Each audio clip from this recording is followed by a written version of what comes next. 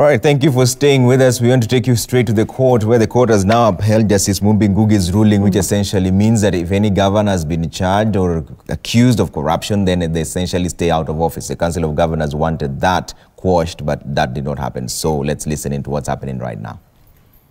Of the appellant on a cash bail of Kenya shillings 15 million, in the alternative, bond of Kenya shillings 30 million, plus one surety of a like amount. In addition, the trial court ordered that the appellant shall not access his office until the criminal case is heard and determined. The appellant was also ordered to deposit his travel documents with the court. The appellant, and indeed all his co-accused, were further ordered not to contact witnesses or interfere with prosecution exhibits or any other evidence. Being aggrieved by the orders made by the trial court on 30th July 2019, Professor Ojienda, on behalf of the appellant, wrote to the Deputy Registrar of the Anti-Corruption and Economic Crimes Division of the High Court, requesting for revision of the trial court's order relating to the bail and bond terms. He stated inter alia that the bail and bond terms are excessive, issued per incurium, and the terms amount to a constructive denial of bail and bond without compelling reasons. He filed submissions and a list of authorities in support of the application for revision.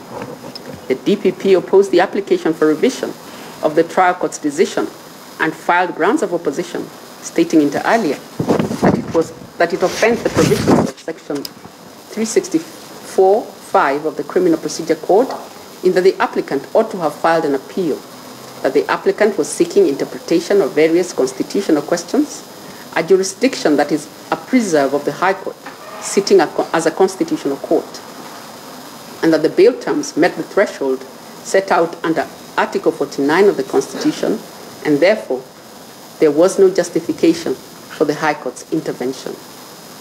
In her ruling, Justice Ngenya Macharia flagged three issues for determination. One, whether the court had jurisdiction to entertain the application. Two, whether the learned trial magistrate erred in imposing a condition to the bail terms that the appellant should not set foot in his office pending the hearing and determination of the trial.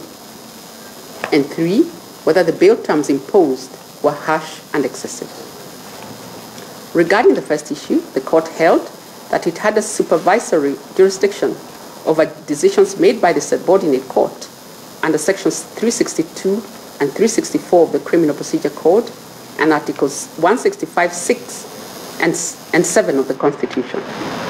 On the second issue, requiring the appellant to keep off his office during the pendency of the criminal case, the learned judge held that attaching conditions to the grant of bail is not tantamount to a removal of the governor from office. As to whether the other bail terms imposed on the appellant and his co-accused were harsh and excessive, the learned judge found that the amount of Kenya shillings 15 million cash bail or bond of Kenya shillings 30 million with a surety of similar amount was appropriate. Being dissatisfied with the High Court ruling, the appellant preferred this appeal, raising 16 grounds of appeal in his memorandum of appeal. However, in his written submissions, the appellant's learned counsel condensed the issues that fall for determination by this court into two.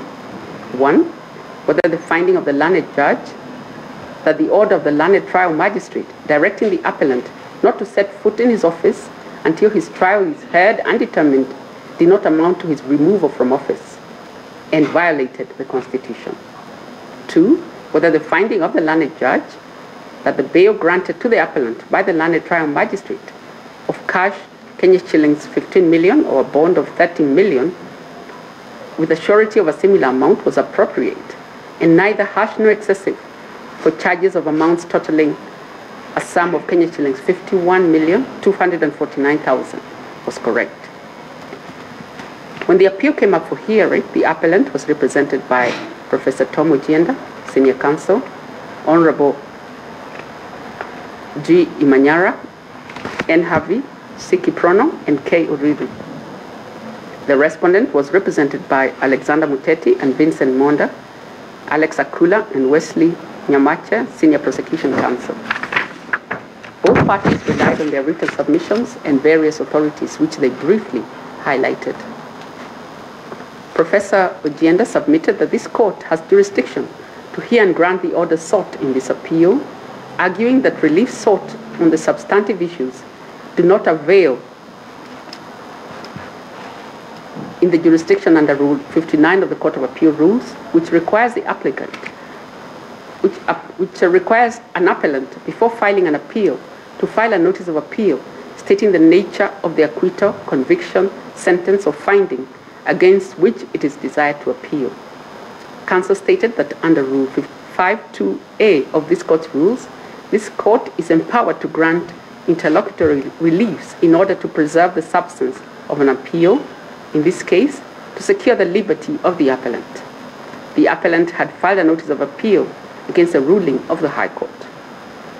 Counsel cited this court's decision in Thomas Patrick Gilbert Chomley versus Republic, where the appellant appealed against the decision of the trial court that he had a case to answer. The appeal before this court is neither purely civil nor purely criminal in nature. It raises constitutional issues that are weighty, counsel submitted. He cited the Supreme Court decision in Dines Morathi and 4 others versus Law Society of Kenya, where a question was brought as to whether the Court of Appeal has jurisdiction to issue orders under Rule 52B of its rules when the appeal is neither purely civil nor purely criminal. The Supreme Court held, at paragraph 36, it is thus not the case that the Court of Appeal lacked jurisdiction to issue orders in the Rule 52B application, just because the matter is sui generis and is constitutional in nature, and neither civil nor criminal.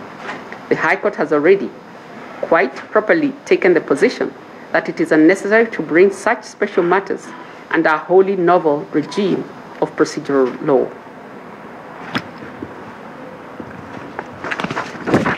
At paragraph 37, the Supreme Court stated, it is evident to us that appeals dealing with constitutional issues may in substance be civil in nature. Accordingly, the Court of Appeal has the power to exercise its original and discretionary jurisdiction to entertain interlocutory applications to preserve the subject matter of any appeals. End of quote. Professor Ojienda urged this court to find and hold that it has jurisdiction to hear and determine this appeal.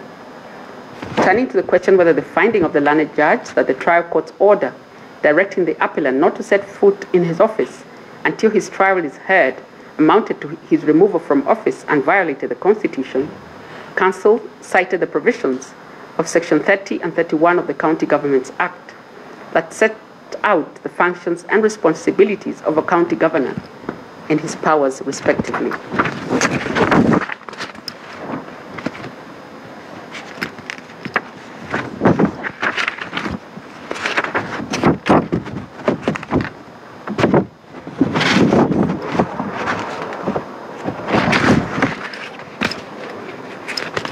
Professor Ojienda submitted that in the case of Mohammed Abdallah Swazuri and 16 others, the High Court did not find any unconstitutionality in the provisions of Section 62(6) of the Act and urged the court to find that the learned judge erred in her interpretation of that section. On the last issue, it was submitted that the appellant's request for revision of the terms of bail and bond was based on the provisions of Articles 49H and 52 and 50, subarticle 2A of the Constitution. For stated reasons, the court was urged to allow the appeal, set aside the High Court ruling, allow the appellant to access his office and discharge his constitutional functions, and reduce the cash bail from 15 million to Kenya shillings 2 million, or a bond of Kenya shillings 5 million. The DPP opposed the appeal. He filed submissions and a bundle of authorities that were highlighted by Mr. Monda.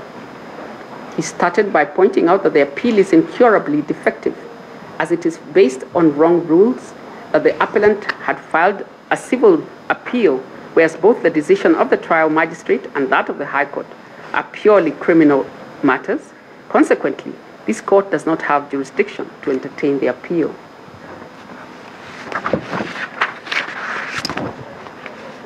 Council urged the court to interpret the Constitution and Section 62 of the Act wholesomely and in a manner that brings life to the Constitution and development of the law. Lastly, regarding the other terms that were imposed by the trial court in granting bail to the appellant and which were affirmed by the High Court, Mr. Monda submitted that they were fair and reasonable, and the court struck the right balance between the appellant's personal interest and public interest. In any event, counsel added, no evidence was placed before the court to show that the appellant had encountered any difficulties in complying with the imposed condition. With that, we were urged to dismiss the appeal in its entirety. On the question of jurisdiction, following delivery of the impugned ruling on 8 August 2019, the appellant, through Professor Ojienda, filed a notice of appeal under Rule 75 of the Court of Appeal Rules. Rule 75 requires any person who desires to appeal to the court to give notice in writing within 14 days of the date of the decision against which it is desired to appeal. Part 3 of the Court of Appeal Rules is the one that deals with criminal appeals. Rule 59 requires any person who desires to file a criminal appeal to give notice within 14 days of the date of the decision sought to appeal from. The notice should state the nature of the acquittal, conviction, sentence, or finding against which it is desired to appeal. Ordinarily, in criminal matters, there are no interlocutory appeals. Appeals are filed only after the final determination of a case. The DPP urged us to find that this court has no jurisdiction to entertain the appeal as instituted and strike it out. On the other hand, the appellant's counsel submitted that this is a sui generis appeal, as it is neither criminal nor civil in nature. It largely relates to interpretation of various constitutional and statutory provisions, and therefore we have no jurisdiction to entertain it as a civil appeal, even if the initial case before the trial court is a criminal case and the matter before the High Court was instituted as criminal revision. We must ask ourselves, how then did the case metamorphose from a criminal matter to a civil one? Why was it not filed as a criminal appeal, as in the case of Thomas Patrick Chomley? We do not have any answer to these questions, and neither did the appellant's learned counsel shed any light. While we do not encourage this kind of practice, we note that the Supreme Court stated in the case of Dines Mureithi and 4 others versus the Law Society of Kenya that appeals dealing with constitutional issues may in substance be civil in nature. Further, we think that to decline jurisdiction and strike out the appeal simply because it was not instituted as a criminal appeal would be tantamount to summary rejection of the appeal on a matter of form rather than substance, which would be contrary to the spirit and intent of Article 159 2D of the Constitution.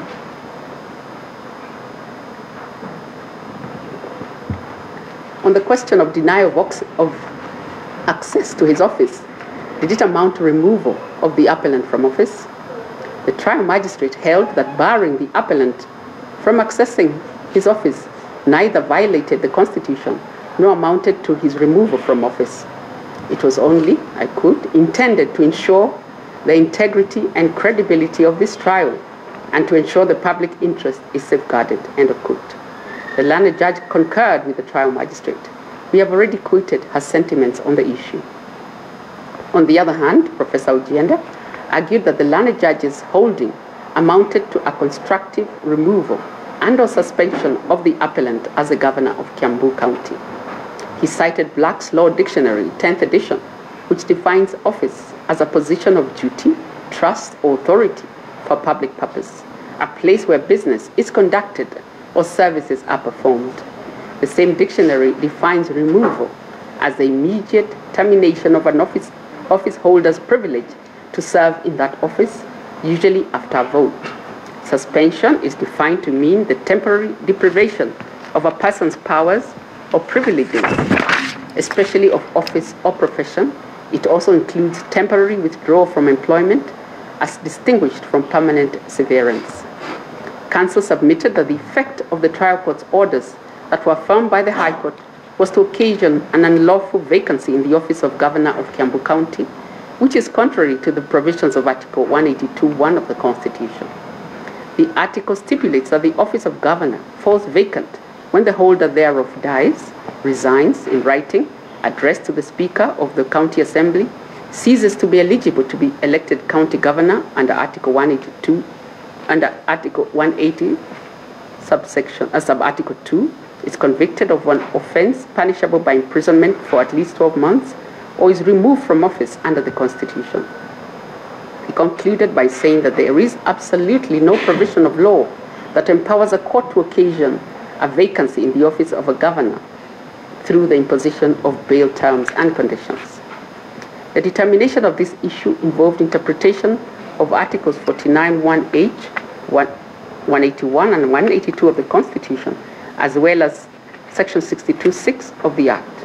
The learned judge had that in mind and stated, quote, "Since the Constitution provides for mechanisms of removal or vacating such state officers, no other law would supersede it," end of quote. She then considered the provisions of Article 181 and 182 of the Constitution that relate to removal of a county governor and vacancy that office respectively, and concluded as follows. This court, having aligned itself to the supremacy of the Constitution, holds that attaching conditions to the grant of bail is not tantamount to a removal of the governor from office. We do not think that the learned judge can be faulted for arriving at that conclusion. Article 49(1)(h) of the Constitution provides that an arrested person has a right to be released on bond or bail on reasonable conditions, pending a charge or trial, unless there are compelling reasons not to be released. In our view, to the extent that neither the trial magistrate nor the learned judge's holding purported to remove or suspend the appellant from office of Governor, Kiambu County, Section 62(6) of the Act had no application in the matter that was before her. The appellant has not been suspended from his office. He's still the Governor of Kiambu County. He's still entitled to his full pay, not half. In the circumstances, the learned judge cannot be accused of having failed to apply the omitted case, canon of statutory interpretation, in affirming the terms of the appellant's grant of bail. The issue of constitutionality or otherwise of Section 62(6) of the Act is not before us for determination in this appeal, and therefore we cannot express any opinion on the same. Regarding the conditions attached to the grant of bail by the trial court, the learned judge was of the view that the trial court wanted to ensure that the relationship between the appellant and potential witnesses does not undermine the interests of justice. Article 49(1)(h) of the Constitution grants an accused person the right to be released on bond or bail on reasonable terms and conditions pending trial, unless there are compelling reasons not to be released. The bail and bond policy guidelines formulated by the judiciary require courts in granting bail to take into consideration, inter alia, the facts and circumstances of each case, and to balance the rights of an accused person against the interests of justice. The same considerations are applicable to all accused persons, irrespective of their society in standing, irrespective of their standing in society. In Republic versus Zachariah Okoth Obado, the accused is the governor of Migori County and was charged with murder. Among the conditions for his release on bail were that he shall not go anywhere within 20 kilometers of Homa Bay Migori border. He shall report once a month to the High Court's Deputy Registrar, and that he shall not contact or intimidate, whether directly or indirectly, any of the prosecution witnesses. In the case of the appellant, bearing in mind the nature of the charges preferred against him, the circumstances under which the alleged offenses were committed, that some of the prosecution witnesses are county staff who are answerable to the appellant, it was not far-fetched for the prosecution to contend that the appellant would most likely interfere with their witnesses or conduct himself in a manner likely to compromise their case if he was not barred from accessing his office during the pendency of the case. There are documented incidents of loss and or disappearance of vital documents from certain offices where public or state officers charged with corruption or economic crimes related to their work have been allowed unrestricted access to their offices during the pendency of the cases. Looking at the statutory functions and responsibilities of a county governor, the structure of governance and the legislative and administrative institutions of a county, we do not think the impugned bail terms, unless set aside, are likely to paralyze the operations of Kiambu County, as was submitted by the appellant's learned counsel. The question of whether Kenya shillings 15 million cash bail or bond, or Kenya shillings 30 million with a surety of a similar amount, was harsh and excessive. The appellant argued that the above terms are set out by the trial court and affirmed by the High Court are harsh and excessive, unreasonable, contrary to Article 49(1)H and Sections 123 and 123A of the Criminal Procedure Code, the judiciary bail and bond policy guidelines, and were fixed without regard to the circumstances of the case and evaluation of the nature or seriousness of the case, the character, antecedents, associations, and community ties of the appellant's record in respect of the fulfillment of obligations under previous grants of bail, and the strength of the evidence of the appellant having committed the offense. The learned judge found the bail bond sums imposed by the trial court appropriate. The learned judge held that the grant of bail by the trial court was an exercise of discretion, and the High Court could only interfere if the decision was shown to be plainly wrong or granted without consideration of relevant factors. The learned judge stated, and I quote, "The court was under a duty to consider the grant of bail for each individual accused person, examine their circumstances before setting commensurate bond or bail terms and attaching conditions. It is right that the setting of bond or bail amounts is an exercise of discretion by the trial court, and before interfering with that exercise, this court must be cautious, as was ably enunciated by Baroness Hale, as she then was, in the case of Rijay, a child, a 2006 case that stated that if there is indeed a discretion in which several factors are relevant, the evaluation and balancing of those factors is a matter for the trial magistrate. Only if his decision is so plainly wrong that he must have given far too much weight to a particular factor is the appellate court entitled to interfere.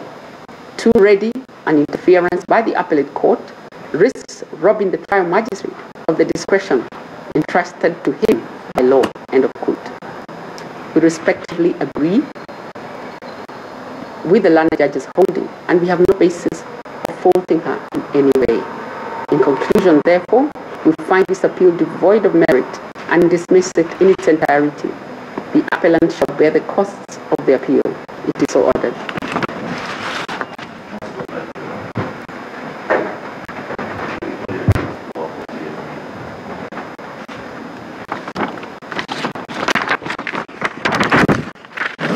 Judgment is ready and will be available.